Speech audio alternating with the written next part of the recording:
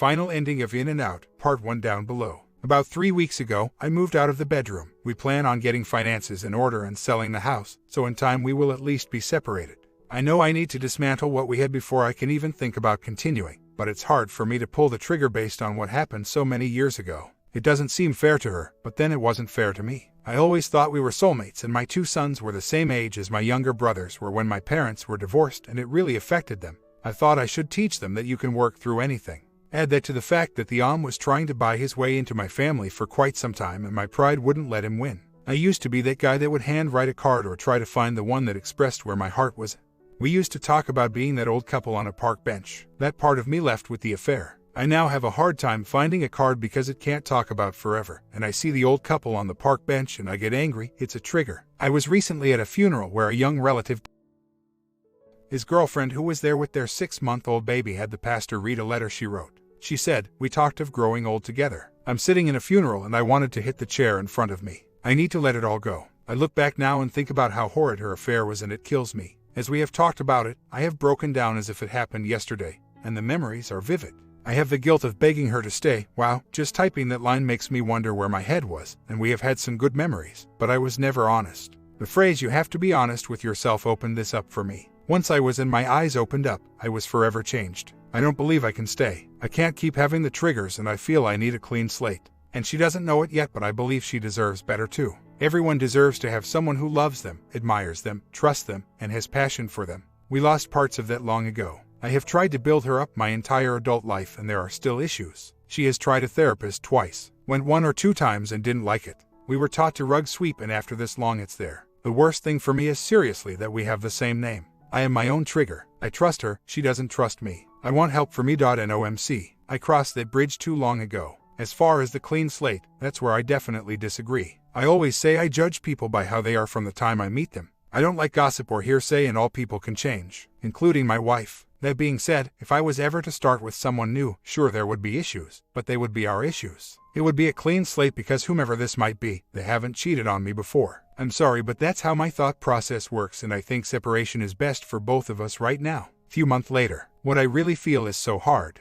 I am so used to just saying what I think people want to hear just to avoid confrontation, and then resentment builds up and I get angry. I am still working on me, and as far as boundaries, if I have to teach someone boundaries or work on them, then it's not ever going to work. It's just like values, morals, or simply knowing right from wrong. We can all justify anything, but when it comes right down to it, you should make the right decision if it is going to affect others, especially someone you supposedly love, because you know deep inside it's the right thing to do, not because you sat down together and set up boundaries. My wife has been repeatedly asking me what she can do. She says, "Please just tell me what I can do, anything. I did this and I want to help you." The problem is, if I need to tell her and she does it, it's no good. I don't know if there's anything she can do at this point, but if there was, I guess it would be on her to figure it out. I don't really know. As far as you not forgiving your husband, I now feel some things just might be unforgivable, or at the very least unforgettable. My wife has always been outgoing and touchy-feely, always. It got to the point where I became uncomfortable, and I did tell her. We had many discussions about it, some heated. I remember telling her that someday someone would take her actions the wrong way, and that is exactly what happened, and then the affair. So I did decide that was unacceptable, but it is part of who she is. I can't expect her to change part of her core personality any more than I could expect her to start writing with her opposite hand. I could ask her, as I did many times, but when it comes down to it, she is who she is. I honestly wish I was more like that, but I'm not and will probably never be. We are who we are. The boundary lies in when someone takes that touchy-feely person the wrong way, you set them straight.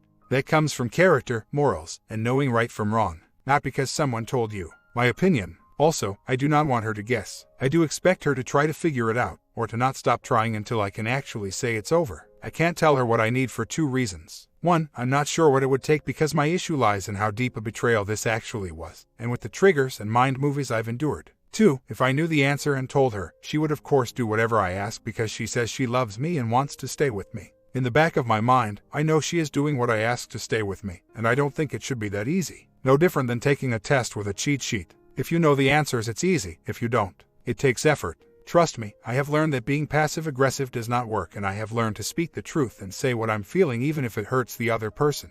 I now know if I don't, we will both end up hurting in the end anyway. I have grown a lot as a person, and so has my wife. If I decide after a separation and therapy that I want to work on us, I will, and I will give it 100%. But I will not lead my wife on, sleep with her, tell her what she wants to hear, or even work on our relationship as a way to practice for a possible future relationship until I'm sure. It's not fair to her or me. For now we stay in limbo. If she decides she can't handle the indecision and wants to move on, so be it.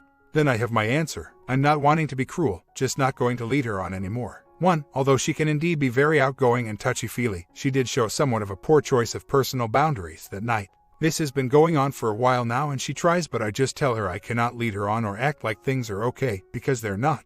There is no working on our marriage right now. I don't want to, so she sits in limbo until I figure out what I'm going to do. She wasn't out to do anything. I believe she just figured she wanted to have some fun. Maybe her own version of 180. I don't know, and right now I still don't really care. I could go into more detail, but everyone's heard enough about my fence sitting. I'm getting closer to figuring this mess out. 2. Again, I disagree with the boundary issue. I think if a person has the right morals and character, you don't have to lay down rules and set boundaries because they should know what is acceptable in a committed relationship. Will I say something if I think she's being inappropriate? Hell yes, but it obviously didn't matter 11 years ago. And it is what it is. I can't make someone else think the same way as me any more than I can make them love me. To me, either you can trust someone or you can't. Hindsight is 20/20, but I should have seen this coming. 3. She did cut him off. She pushed him away and sat down by me, and every time he walked in her direction, she turned and walked back by me and sat down. I watched it all unfold and just kept saying, I thought you wanted to dance. 4. Agreed. The problem now is I'm the one who can't decide if I want to stay married to her. Now that I no longer blame him for manipulating her and me for pushing her away, and I really look at what unfolded before my eyes, I can't understand why I accepted it and stayed. My therapists say PTSD can do that. She says the mind heals when it's ready to heal, and this was all buried as it was too traumatic for me to deal with at the time. Now that it's out, it just happened. One minute I cry and am angry and know I can't stay. The same day I look at her and just want to take care of her because that's all I know. That's all she knows, but I can't. Too many layers on this onion. When I met my wife, I was 20, she was 17. I was married and had been for 2 years. I got married at 18, right out of high school, to the first girl I'd ever dated. I knew as I was saying my vows it was wrong, but I'd never even broken up with anyone, so how could I call off a wedding? It was a disaster from day one. She didn't drive, didn't want to. She would get a job and we would get into a fight and she'd say I'm not going to work and she'd quit. She drank way too much and basically used me as a way to get out of her abusive, broken home and party. I was never happy. One day I was driving down the street, my present wife whistled. I turned around and pulled over and we started talking. She was attractive, fun, and she had a 6-month-old. The baby's father abandoned them. I had a 1-year-old, who was always with me. I wasn't happy and I admired that she was in such a bad situation yet took such good care of herself and her daughter. I think I have always been attracted to people who needed me. I always want to help them, or fix them. Anyway, didn't see her again for a while, but I sure thought about her, and one day at a corner store she was with a group of people and one of them was a friend of mine. We did start to see each other. I talked about my problems and my daughter, she talked about hers. I started to pick her up in my ride. I always said she whistled at the car, not me, and we'd go for rides, and eventually this led to making out and kissing. She felt bad because although I said I wasn't happy, I was married, it was wrong. I felt bad because I was married and I knew it was wrong, but I made a decision. I told my wife I wasn't happy. I had often said if this is your idea of being married, then I don't want it. And I moved out. I wasn't honest about why, I just said I wasn't happy and needed some time. But I moved out. It was then that my present wife and I took our relationship to the next level. So, in recent arguments over the past year, she has made it very clear that I am a cheater too. She's right, I'm not proud, but I was a 20-year-old naive kid in a bad situation. But I did what I did and it was wrong. But I didn't have a full-blown physical ongoing affair with my wife's best friend, while staying with my wife professing my love for her. I knew I wasn't happy and I wanted out and I took action. So that is what I mean by morals, personal boundaries, etc. I did have an affair. I knew it was wrong. I left my wife. But I should have been honest. After I left, her father, she was lost, fell in with a bad crowd, and she turned to meds and sleeping around. I ended up getting custody of our daughter, which forced her into counseling and getting clean. She has always stayed drug-free as far as I know, but she had been in several bad relationships, and her other kids are all a mess. I think this has a lot to do with why I couldn't or didn't leave, and still have troubles doing it. I have broken up with one woman in my life and things went really bad. I do have love for my wife and I don't want to see her struggle or have bad things happen to her, but my role seems to be to take care of her. Because of my strong commitment to what I believe marriage should be, and based on how horrid her affair really was, and all of the lives besides mine that were screwed up because of this, I don't want to live with all that any longer. Yes, it will still be with me, but down the road if I am with someone else and I have a memory or trigger, I'll know it wasn't the person I'm with that did this to me and to me that matters. 8 months later. I hate to say this, but all these months later and I am still not committed to the marriage and am still somewhat lost. I am, however, stronger and not the same person I was when this all came back out into the open. Through many months of weekly therapy, I have learned a lot about myself and why I did the things I did, as well as what really happened in my head with my friend who moved away 1.5 years ago. I understand now that she was never more than a friend. She came into my life for a reason, and I understand what drew me to her emotionally. She never thought of me as more than a friend. I was the one who got things confused, and we only talk on rare occasion, a few times in 1.5 years. She was in town recently for a few weeks helping her daughter move into a new home and asked for my help with a few things. I'm a former contractor. I said no because not only was I busy, I said it wouldn't be fair to my wife to help her when I don't have time to finish projects in my own house. I was also asked to go to lunch with her and another coworker, and I said no to that as well. The day she asked me to go to lunch, and I said no, she did say she was leaving that weekend and would like to at least see me and say hi before leaving town. So we did meet for coffee, and although it was only about 30 minutes, my wife blew up about it. She sent her a text and told me I was to either cut off all communication or we were done. My choice. I threw it back at her, said we were never more than friends, it was never physical, and that I learned in therapy that she was just a friend who was going through a similar situation and came into my life for a reason. Our jobs caused us to work together daily for 3 years. In those 3 years we never met outside of work, unless spouses and coworkers were included. We never had lunch, coffee, drinks, anything. We just became good friends. I believe she was there was to help me get my feelings out in the open, and now that they are, I can deal with them. I said my problem is I have always let her blame our problems on anything or anyone else, and never on her affair with my best friend. And I was no longer going to allow that to happen. She apologized the next morning and actually said she knows I'm a good man and she realizes she is trying to control me, and that she wants to try couples counseling. I told her that after all that has happened, I'm not so sure I do, but I will give it a chance considering all of our history, because learning to communicate is a good thing regardless of what happened. Yes, I am stronger, but I still don't like hurting her. We had another episode a few months back where she made me feel uncomfortable at a bar we go to for live music shows. It was not that she did anything too out of line, but I explained that because of our history it doesn't take much for me to feel uncomfortable. She went off on me and said she would call our son and start walking home. I tried to calm her down as she yelled terrible things at me while I drove slowly along the side of the road across the street from her. I would not leave her alone as it was a dark 2-lane highway 3 towns away from where we live. It was a terrible night and we didn't talk for a few days, and then she started acting loving and was trying to move on together like nothing ever happened. This has happened 3 times in the past 8 months that I remember, so this has something to do with why I don't really believe her when she acts like we are good. The good thing that has happened is that I am stronger. I stand up to her, and I tell her it is okay if she gets mad. I tell her I don't really care either way. I choose to be happy. Of course, she doesn't like this because the manipulation no longer works, but she seems to be coming around to it. I have let her know in no uncertain terms that I will no longer accept the double standard where she can talk to whoever, whenever, and I have to walk on eggshells around women.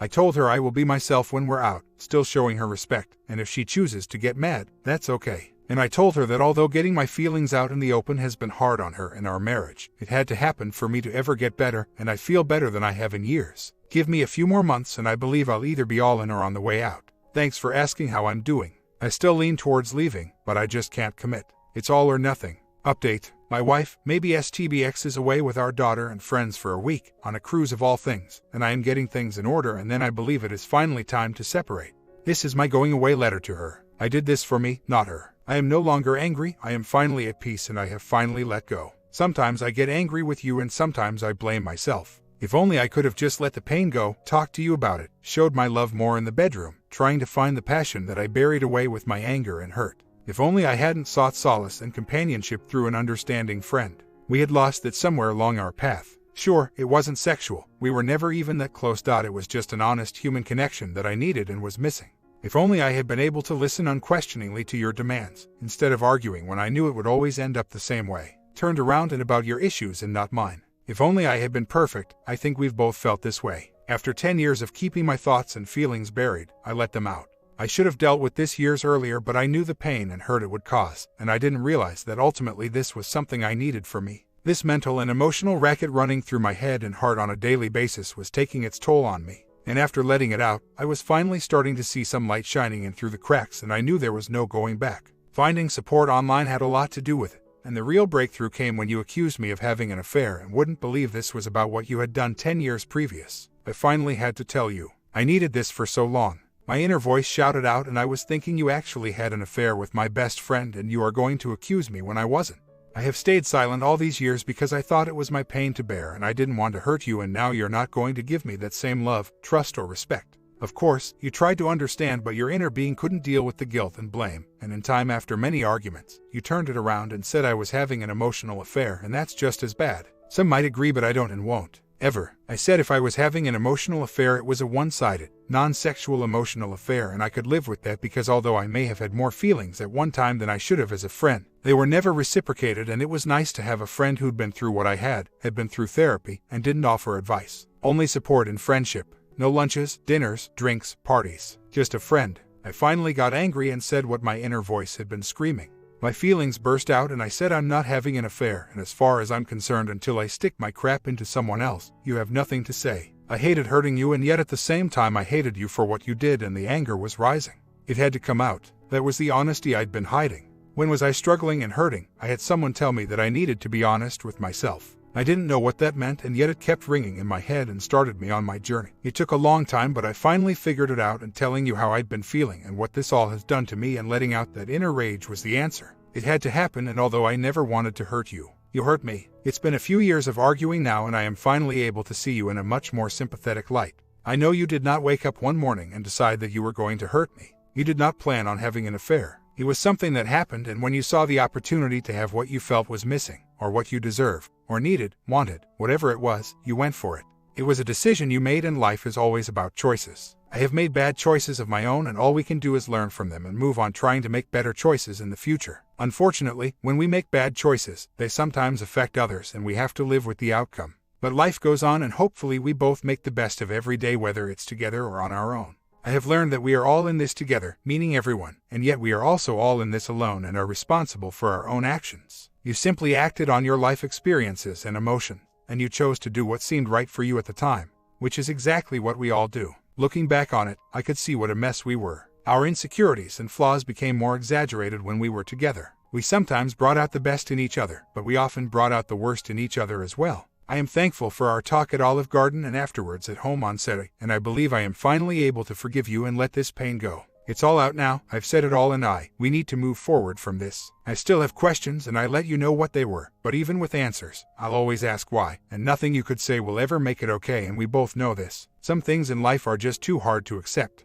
I love you and I know you love me, but I don't think it's enough when there's no foundation to build on. I apologize for not being honest with you. I should have told you how I was feeling and shared my pain, but I was confused myself. We always liked the same things and had so many years together that that's all I knew. But we were obviously missing something for the affair to have happened in the first place. And we were obviously missing something that I needed to share my pain with anyone who would listen, always making me and your partner as the villains, and you as the victim, until I finally found someone who would listen and not judge me or you, not tell me I should leave, just be a friend and listen, and say I needed to get help and work through my pain in order to let it go. I know you feel the friend should have been you. That was one of my mistakes. I drew the line and it hurt you. But I didn't care because you hurt me and I needed this for me. I had someone who would just listen and not blame or make excuses. In the end, I found out that my therapist was who I should have talked to all the time. Not you, not a friend, but a therapist who could help me let it all out and sort through my real feelings by helping me to just be honest with myself. I apologize for not knowing myself better and realizing how hard this would be and how damaging it really was to hold this inside.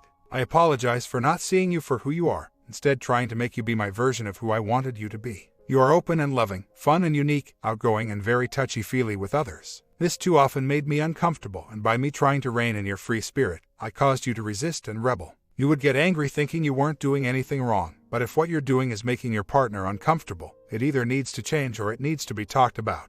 You could be openly flirtatious or suggestively dancing, and I was supposed to be okay with it. Yet we'd get into it if I'd even talk to certain girls, and the problem was, I never knew who they were until after I talked to them, and you'd get mad. When I tried to talk, it usually ended bad, so for the most part I kept quiet. This all fits in with the being honest with you and knowing myself better. You are who you are and you're a beautiful, fun person with an awesome spirit, but it's something I've never been comfortable with and I've learned I have no control over, and I shouldn't try to change and control you. We are two different people. I will always be thankful for all of the good times we've shared, the road trips, the conversations, raising our kids, parties, working together in business and in life. You've always encouraged whatever I wanted to do, whether it was opening the salon, move it more than once, going into construction, motorcycle riding, and guitar playing. I have tried to encourage and support you as well. I did this through the salon, education, family matters, during illnesses, dancing, martial arts, and other things along the way. I am proud that you are finally working on you. I know you too have a lot of inner pain and anger you need to let go of. Although it wasn't necessary for me, I am proud that you are finally getting your JED because I knew you could do it, and I know you need and want it for you. I believe this is so big for you and just the beginning of new opportunities for you. I wish for you to find health and wholeness in your heart, soul, mind, and body. You are a good person and deserve great things. I forgive you and I hope that one day you forgive me.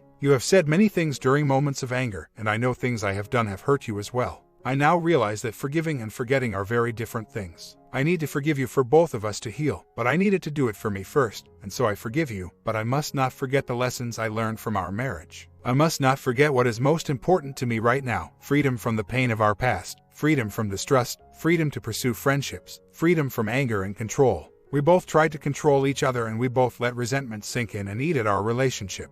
This has been going on longer than I think either of us realize. For too long, I resisted forgiving because I had confused forgiveness with being okay with what happened. Nothing could be further from the truth. I'm not okay with it, and never will be. But you are far from the only person in the world who has done something hurtful without intending to. Sometimes bad things just happen to good people. We have all hurt people in our lives, and we have all benefited from someone's forgiveness. How bad would the world be if everyone held on to their pain the way I did? I needed to learn to release the anger and resentment, let it go, and instead choose to forgive. I needed to learn from the pain instead of wallowing in it. I'm trying, and it's a process for sure, but so far, it's been a very needed and worthwhile process. This is so hard for me, but I really believe the best thing for us to do right now is to separate and have our own space and life experiences. We will either find that we are better apart and free from the layers of anger, pain, distrust, etc., or we will find we really miss our time together and are willing to sacrifice certain needs to try to make it work. If one of us decides there is no turning back, then that means it's just not meant to be. I am not sure if this is the right thing to do, but what we've been doing isn't working, and the history of the past tells me we can try, but the hard feelings will be back and we will both get angry once again. I really don't want that anymore. I just want peace. My letter to her. Dear STBX, you duck a man who pretended to be my friend. You slept him many times. I'll never know how often or for how long, but once was wrong. More than once to me is unforgivable. I finally caught you and went on the honeymoon boat cruise with him to see what it would be like waking up next to this piece of crap. Your stinking sisters were there and knew all about it. You say they didn't know he was coming until it was too late. It was only too late once the ship left port. A phone call would have changed all that, but you are their sister. You took expensive gifts from him. You are not a W, but your behavior was W. I could never really enjoy sleeping with you again. I tried, but it was never the same, and he was often there with us, which ruined it for me. Perhaps my sexual rejection of you hurt. It hurt me too. I drew it out, lingering over it while wishing some miracle would end the winter that descended upon our marital bed and marriage. I was too cowardly to leave you and stayed another decade.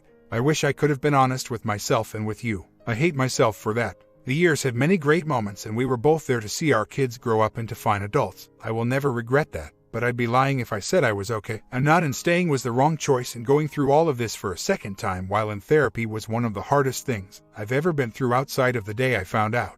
If there is any consolation, let us hope that your children can convince us that the family they had was worth our suffering.